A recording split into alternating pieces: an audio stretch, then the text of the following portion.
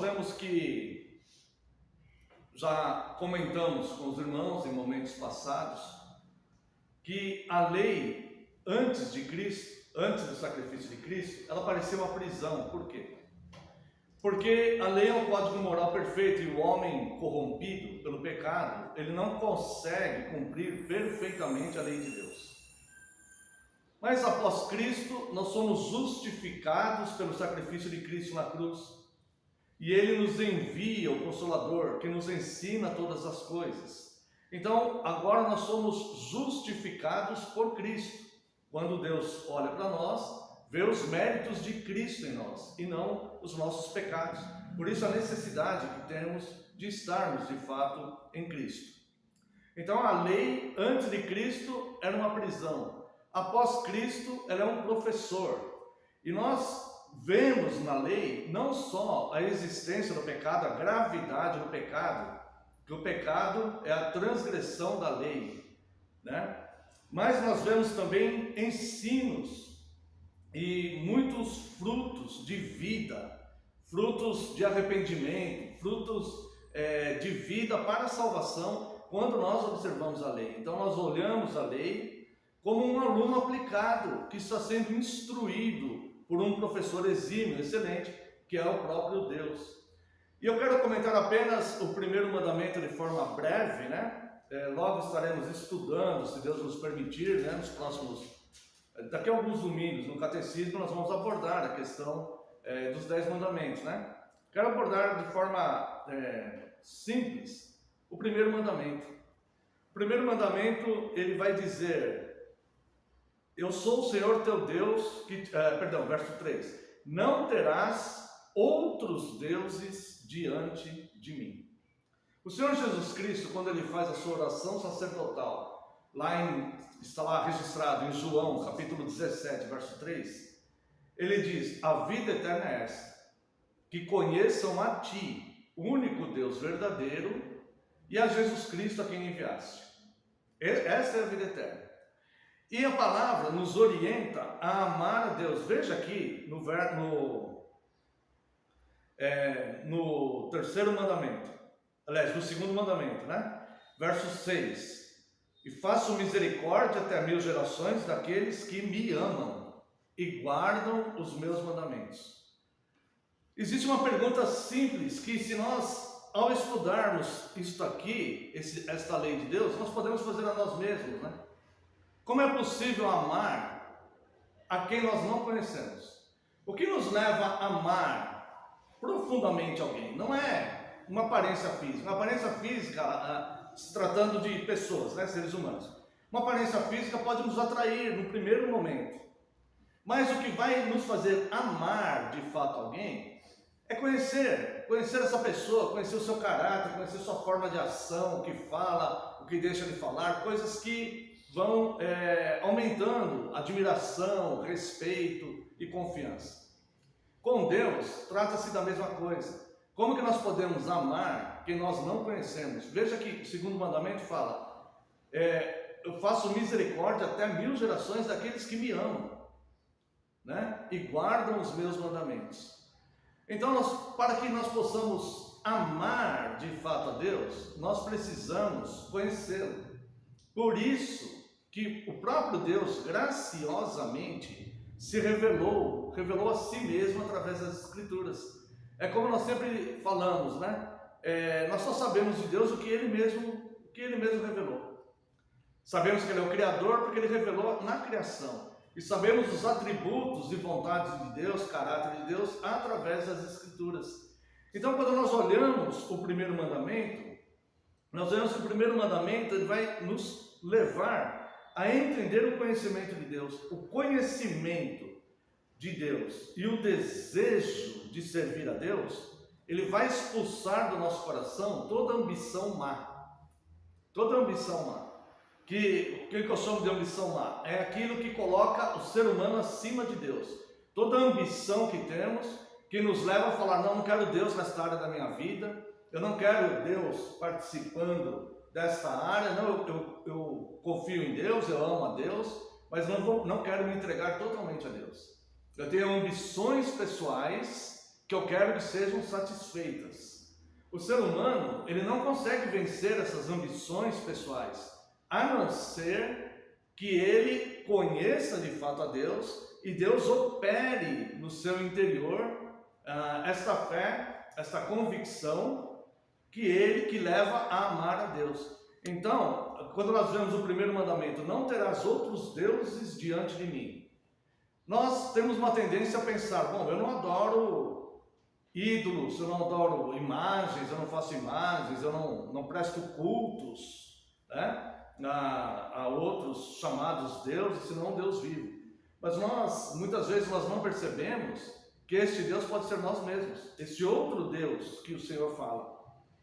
Não terás outros deuses diante de mim, pode ser nós mesmos, pode ser essa nossa ambição má, ou seja, aquilo que corrompe a verdadeira adoração e que quebra a ligação com Deus. Deus, ele é superior, a vontade de Deus, ela é superior a nós, então Deus, ele deve estar em primeiro lugar, né? Lembra que o Senhor Jesus, ele nos ensina, busque a Deus e a sua justiça em primeiro lugar.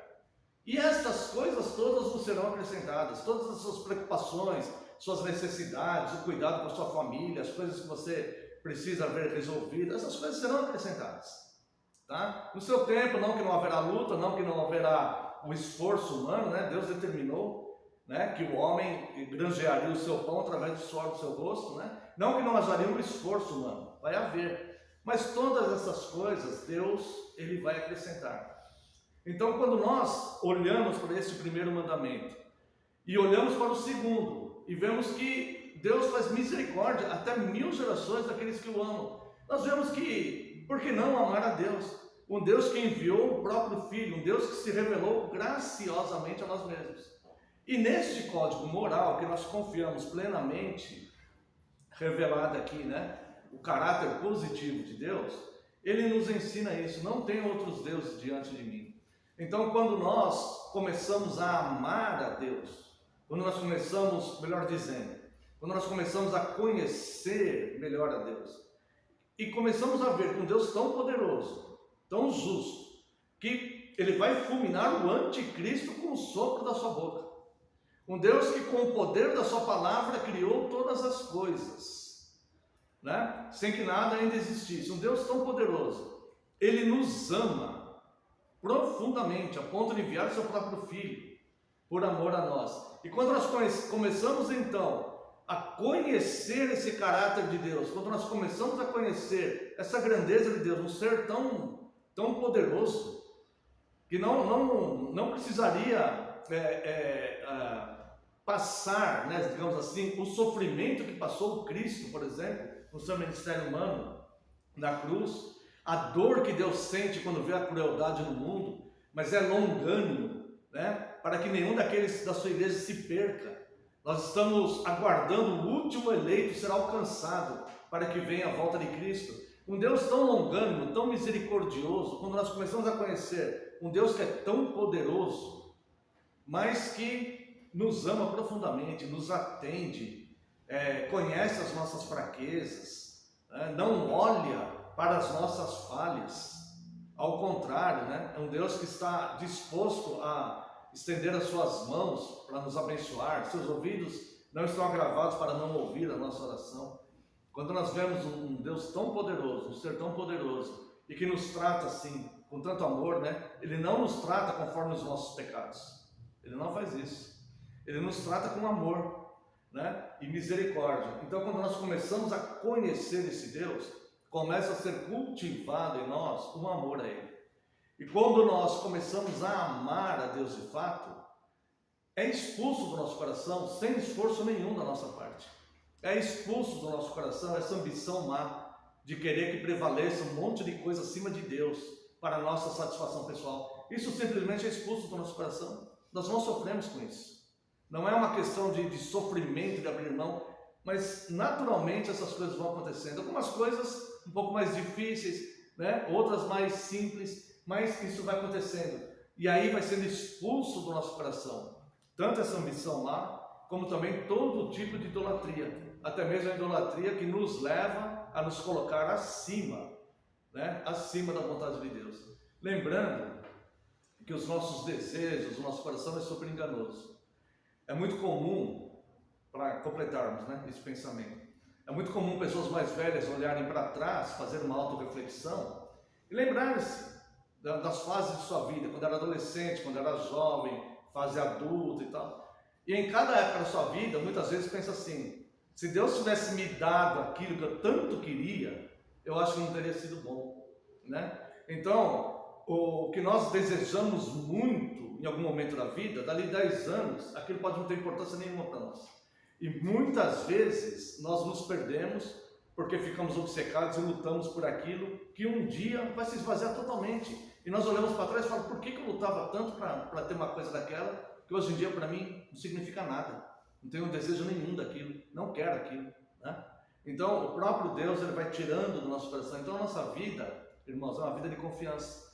O justo viverá pela fé em Deus, né? Então em alguns momentos nós entramos em conflito com nós mesmos. Fala: Senhor, eu queria tanto tal coisa, eu queria muito isso, mas eu vou me submeter a Ti. Que é isso que Cristo fala, né? Aquele que não negar a sua própria vida, não tomar a sua cruz e me seguir, não é digno de mim. Então, o que é negar, tomar a sua cruz? Muitas pessoas pensam que é ter uma doença, que é conviver com algo que lhe incomoda. Não é isso. Tomar a cruz é todas as vezes que a minha vontade pessoal ela está oposta à vontade de Deus, que é a vontade superior. Então eu abro mão da minha vontade para fazer a vontade de Deus. Esse é tomar a cruz, tá? Todas as vezes que eu estou seguindo a vontade de Deus, mas a minha vontade, ela vai cruzar aqui, né? Então eu pego e falo: não, eu abro mão da minha vontade, vou seguir a vontade de Deus. Isso é tomar a cruz. Então, o primeiro mandamento, ele diz: não terás outros deuses diante de mim. Cuidemos para que esse outro Deus, né, não seja nós mesmos, mas confiando nele, na providência. Irmãos, é um Deus de amor e misericordioso que sabe o que sentimos no nosso íntimo. Nós podemos falar para ele: Senhor, olha, desejo tal coisa que é contrária à sua vontade, o Senhor sabe como estou querendo tal coisa, mas me ajuda nisso. Eu quero ter meu coração voltado para o certo. Me abençoe e me ajude nisso. E confie nele, segure na mão dele, que ele vai te conduzir para caminhos melhores. Que o Senhor Deus possa